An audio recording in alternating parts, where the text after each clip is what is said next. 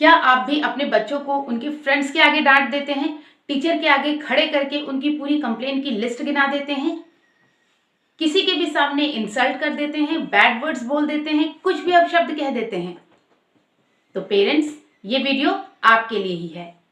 Hello parents, मेरा नाम है मधु और आज हम डिस्कस करेंगे कि हमें बच्चों के आत्मसम्मान का भी ध्यान रखना चाहिए। आत्मसम्मान यानी सेल्फ रिस्पेक्ट। सो पेरेंट्स, कुछ पेरेंट्स ये सोचेंगे कि बच्चे तो बच्चे होते हैं, उनमें आत्मसम्मान कहाँ, ये चीज़ ये क्यों समझेंगे, ये भावना इन बच्चों में कैसे? सो पेरेंट्स, एक चीज़ का ध्यान दीजिए, जब बच्चे हंसते हैं तो खिलखिला के हंसते हैं। वो ये नहीं देखते हैं कि हमें कम हंसना है या स्लो हंसना है। वो अपने इमोशंस को पूरी तरह आपके सामने एक्सप्रेस करते हैं। इसी तरह जब बच्चे गुस्सा होते हैं तो पूरी तरह पूरे इमोशंस के साथ गुस्सा होते हैं, सामान तोड़ने फोड़ने लगते हैं, जमीन पे लेट जाते हैं, पूरी तरह गुस्सा होते हैं। नाराज होते हैं तो मुंह मोड़ लेते हैं। इसी तरह बच्चों में सेल्फ रिस्पेक्ट का भी एक इमोशन होता है। बच्चों में सेल्फ रिस्पेक्ट भी है।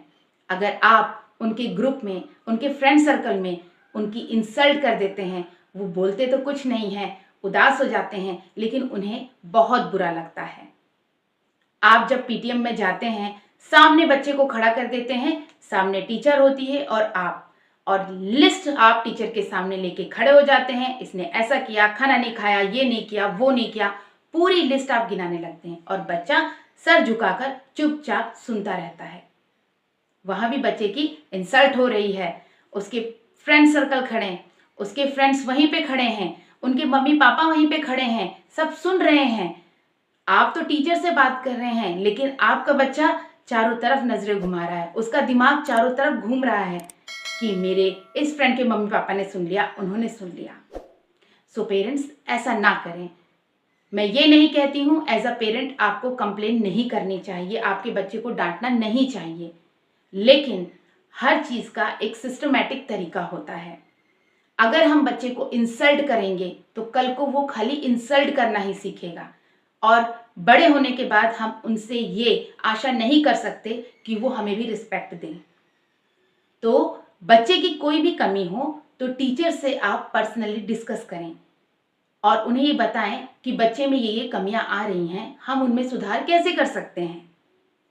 बच्चों की टीचर आपको गाइड ज़रूर करेंगी या आपको कुछ ना कुछ सजेशन तो मिल ही जाएगा, या बहुत सारे आपके पास बुक्स हैं, आजकल यूट्यूब्स में कितने सारे वीडियोस हैं, आप उनकी प्रॉब्लम्स को सॉल्व कर सकते हैं। सो पेरेंट्स, बजाय इसके कि बच्चों को खड़ा करके आप इंसल्ट करें, आप पहले ये ध्यान दें कि आपका बच्चा क्या क्या गलतियां करता है, कौन कौन से बिहेवियर आपको बच्चे के नहीं पसंद हैं। उसके बाद ये जानने की कोशिश करें कि बच्चा ऐसा कर क्यों रहा है और फिर उसके बाद उसका सलूशन निकालें। जब प्रॉब्लम आपको समझ में आएगी तभी आप उसका सलूशन निकाल सकते हैं।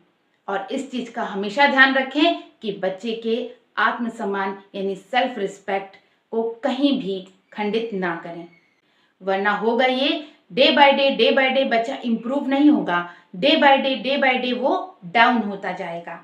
तो बच्चों की कमियों को दूर करने का प्रयास करिए, उन्हें हर वक्त उजागर ना करके उनका सलूशन निकालिए और दूर करिए। Thank you everyone and happy parenting.